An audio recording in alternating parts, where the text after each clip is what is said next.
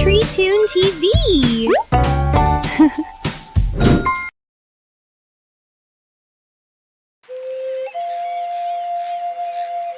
बरसाती मौसम था, पर चंदनपुर का बाजार हमेशा की तरह हंसता बोलता था। इधर उधर से आती इमली की खुशबू, ताजे आमों की मिठास और गलियों में बच्चों की ठिठोली। छोटे छोटे दिए अब भी रात को चमकते थे, जैसे गांव खुद कह रहा हो हम खुश हैं। लेकिन इस हंसी खुशी के बीच एक जगह थी जहां लोग कभी सहज नहीं जाते थे। गांव के बीचों बीच पुरानी हवेली के ऊपर एक कुंड वाली छत थी। उस छत पर हमेशा 3 चीजें पड़ी रहती थी: एक बांस का बक्सा, एक पीला कपड़ा और एक पुरानी सोने जैसी मूर्ति। किसने रखी, क्यों रखी, किसी को पता नहीं, पर गांव वाले मानते थे जो इन्हें पाले उसकी किस्मत बदल जाती है।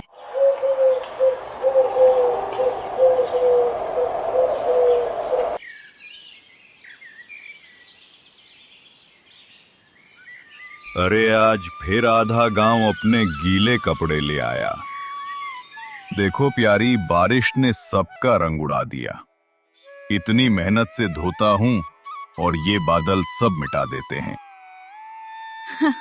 अरे मोहन भैया, रंग उड़ते हैं तो उड़ने दो, नया रंग चढ़ाओ। लोग कहेंगे मोहन का धोबी घाट सबसे निराला।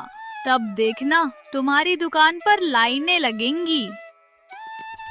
सब्जी ले लो, ताजा ताजा सब्जी ले लो। अरे मोहन, ये बातें सुनकर मत बहक जाना। रंग सस्ते नहीं मिलते। जितना कमा रहा है उतने में गुजारा कर। सपने देखने से कुछ नहीं मिलता। ठेठू भैया, आप भी ना हर बात में हिसाब किताब। कभी तो सपनों की भी कीमत मत लगाइए। कभी कभी सोचता हूँ कि सचमुच अगर ऊपर वाली छत की चीजें मिल जाएं, तो सब आसान हो जाए।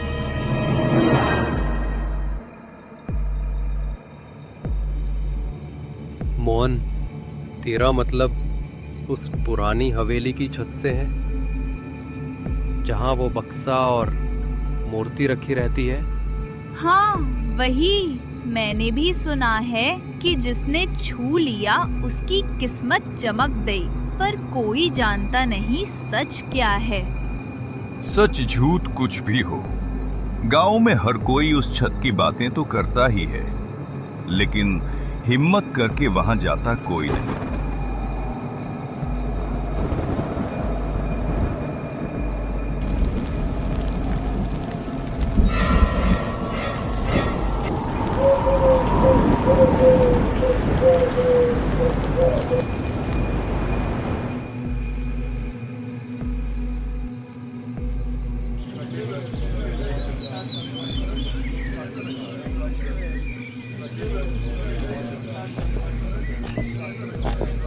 भाइयों, मैंने जितने गांव देखे, कहीं वैसा नजारा नहीं देखा जैसा तुम्हारे यहाँ है। उस हवेली की छत पर वो जो पुराना बक्सा रखा है, वो मामूली नहीं है। अरे, ये तो वही कह रहा है जो हम बरसों से सुनते आ रहे हैं। लेकिन इसने देखा कैसे? छत पर तो कोई जाता ही नहीं। मैं परदेसी हूं। सफर में अक्सर किस्मत मेरे साथ खेल खेलती है। कल रात जब हवा तेज हुई, मैं उस हवेली के पास रुका। कपड़ा लहराया और बक्से से हल्की चमक निकली, मानो चांदी की लौ भड़क उठी हो।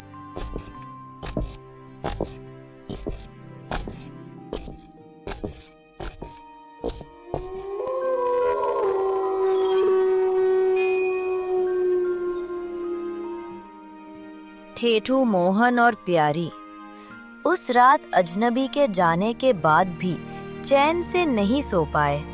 अजनबी की बातें, हवेली का खजाना और सोने चांदी की चमक सब उनके मन में गूंजती रही। धीरे धीरे लालच ने उनकी आंखों से नींद छीन ली।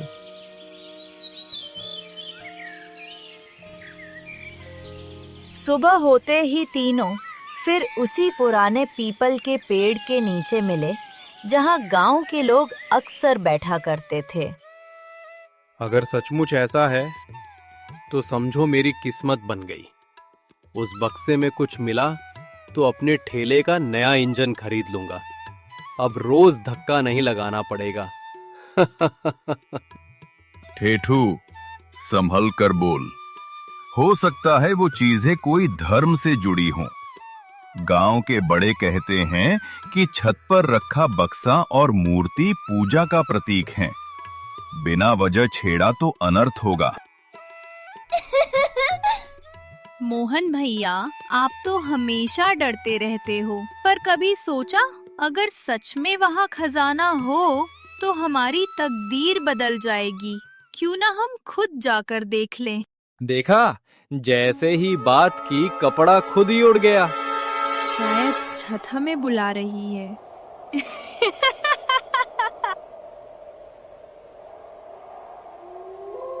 रात थी गहरी और हवेली की ओर जाने वाला रास्ता उतना ही डरावना जितनी उसकी कहानियां।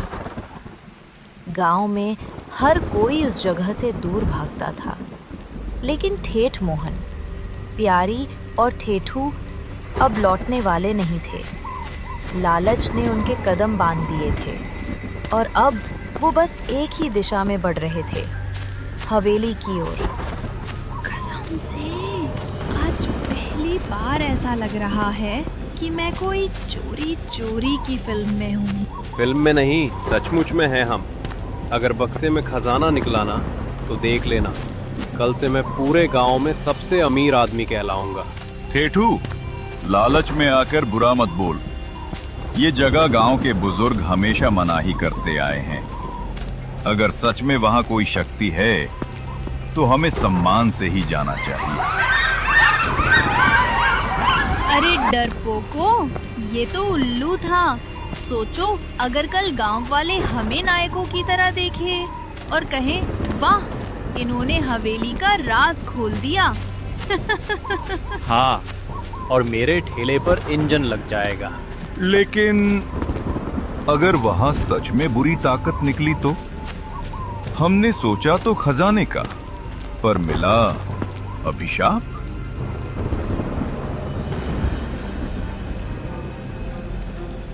शायद यही सच पता करने का वक्त है। चलो ऊपर चलते हैं।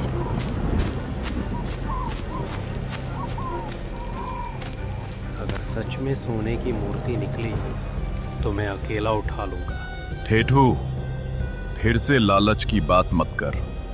यही तो डर है मुझे, कहीं तेरी लालसा सब पर भारी न पड़ जाए। देखा, दरवाजा हमें खुद बुला रहा है। चलो ऊपर चलते हैं।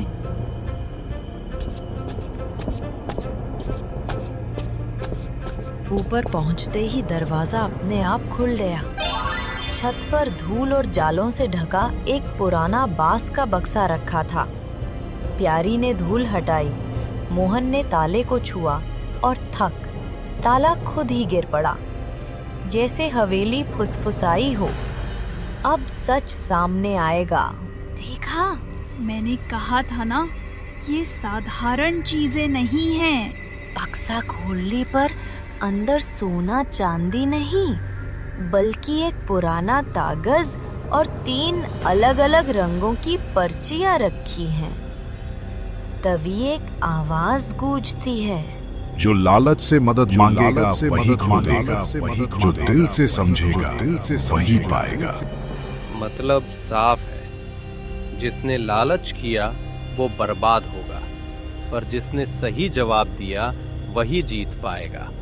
ठेठू कागज उठाकर जोर से पढ़ता है। प्यारी और मोहन एक दूसरे का चेहरा देखने लगते हैं। मैं दिखता हर किसी को अलग, पर बनाता सबको एक। मुझे बिन सोने के भी जरा नहीं, पर असल सोना दिल का काम। बताओ मैं क्या? ये तो जैसे कोई रूपक है। रूप? सपना या कुछ और? जल्दबाजी मत करो, अभी बाकी पहेलियां भी हैं। मोहन दूसरी पर्ची उठाता है। मुंह से कहूं मीठा, पर हाथ में काट लूं। मैं क्या? अरे ये तो जैसे गन्ना है। या शायद वचन, क्योंकि लोग मीठा बोलते हैं पर धोखा दे जाते हैं। नहीं नहीं, ये तो चाकू होगा, काटेगा भी और चमकेगा भी। फिर प्यारी तीसरी पर्ची खोलती है। मैं रास्ता तो, लेकिन मंजिल नहीं देता। मेरा रंग बदलता पर सार एक रहता। बताओ मैं क्या? फिर चारों ओर सन्नाटा फैल गया। तभी आसमान फटा, बिजली चमकी और तीनों के चेहरे उस रोशनी में डर और हैरानी से जगमगा उठे। ये खेल आसान नहीं है, अगर गलती की तो शायद बर्बाद हो जाएंगे। तो क्या करें? जवाब हम अकेले नहीं दे पाएंगे। चलो कल गांव वालों से पूछते हैं, भीड़ में से कोई ना कोई तो सही बोल ही देगा। पर याद रखना, बक्से ने कहा है लालच करने वाला वो देगा। गांव वाले तो लालच में अंधे हैं।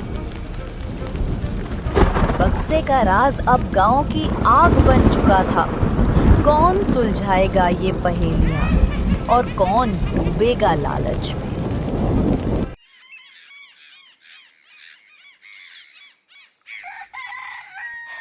उस रात की चर्चा अब तूफान बन चुकी थी। हवेली की पहेली और बक्से का राज अब पूरे गांव का सवाल बन गया था। हर किसी की जुबान पर एक ही बात थी, पहली पहेली का उत्तर क्या है?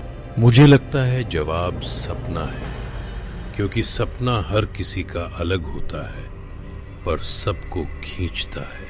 नहीं नहीं, सपना तो सुबह होते ही टूट जाता है। असली उत्तर तो दृष्टि है। आंखों से जो देखते हैं वही असली है। गांव वाले तालियां बजाकर उसकी हाँ में हाँ मिलाते हैं, लेकिन तभी ठेठू बीच में बोल पड़ता है। तुम सब गलत सोच रहे हो। असली उत्तर रूप है। हाँ, रूप। किसी को रूप में सुंदरता दिखती है, किसी को दौलत, पर अंत में रूप सबको बांध लेता है। और हाँ, अगर मैं सही निकला तो ये बक्सा मेरा होगा। गांव वाले शोर मचाते हैं। कोई उसकी बात मानता है, कोई विरोध करता है। तभी पुराना पंडित धीरे से खड़ा होता है। नहीं ठेठू, इस पहेली का उत्तर अहंकार भी हो सकता है, क्योंकि अहंकार हर किसी को अलग अलग रूप में दिखाई देता है, लेकिन अंत सबका एक जैसा करता है, बर्बादी। न अहंकार न रूप, असली जड़ तो लालच है। सोचो जरा, यही लालच तो हमें यहां खींच कर लाया है, यही हमें बांध रहा है, यही हमें एक बना रहा है, लेकिन तोड़ भी रहा है। जे सचमुच लालच है ताकि डब्बा खोलना साडे लिए खतरा नहीं होवेगा। अरे खतरा वहतरा छोड़ो, हमें बक्सा चाहिए। अभी खोलो, सोना बांटो। लोगों की भीड़ शोर करने लगती है। खोलो खोलो खोलो खोलो खोलो खोलो। और इस तरह बहस ने गांव का चेहरा बदल दिया। कुछ लोगों की आंखों में डर था, लेकिन ज्यादातर की आंखों में लालच की चमक। हवेली का राज अब और गहरा हो चुका था। बक्सा खुला तो क्या मिलेगा, सोना या विनाश?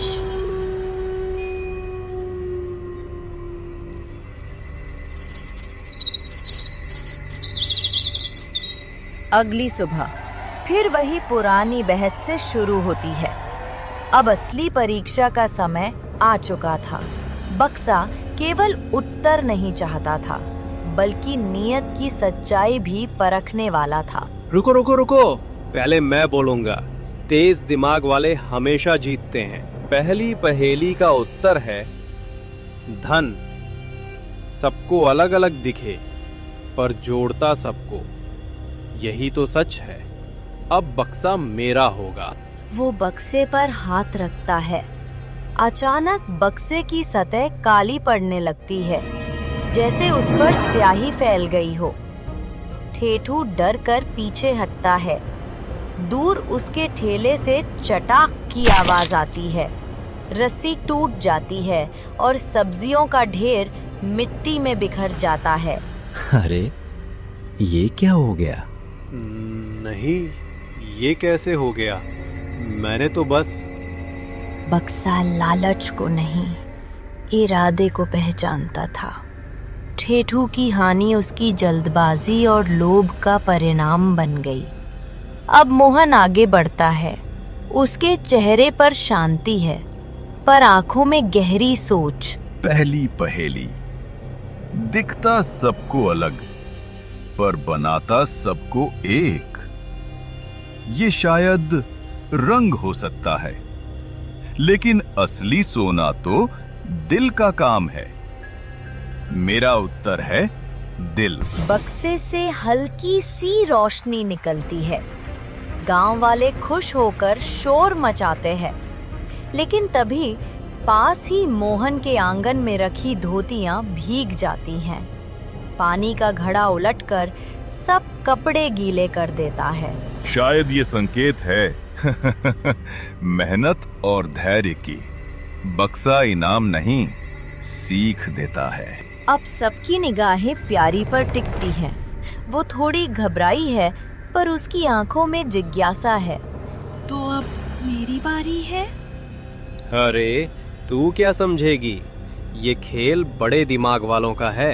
ठेठू भैया, कभी कभी मासूमियत ही असली ताकत होती है। वह बक्से के पास जाती है, हाथ जोड़कर धीरे से बोलती है। मेरा जवाब है इच्छा। इंसान की सबसे बड़ी ताकत भी यही है, और सबसे बड़ा लालच भी। जैसे ही वो बोलती है, बक्से से हल्की सी घंटी निकलती है। प्यारी उसे उठाती है।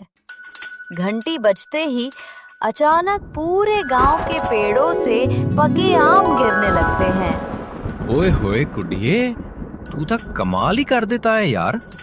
ये तो सचमुच चमत्कार हो गया। और तभी सबको समझ आया, बक्से के अंदर की चीजें असली इनाम नहीं थीं, बल्कि प्रतीक थीं। ठेठू को लालच की सजा मिली, मोहन को सब्र की सीख और प्यारी को मासूम दिल की नेमत। अब 2 पहेलियां बची थीं। सब समझ चुके थे कि ये कोई साधारण खेल नहीं, बल्कि उनके दिल और नीयत की परीक्षा थी। सभी ने फैसला किया, अगली सभा कल सुबह मंदिर में होगी।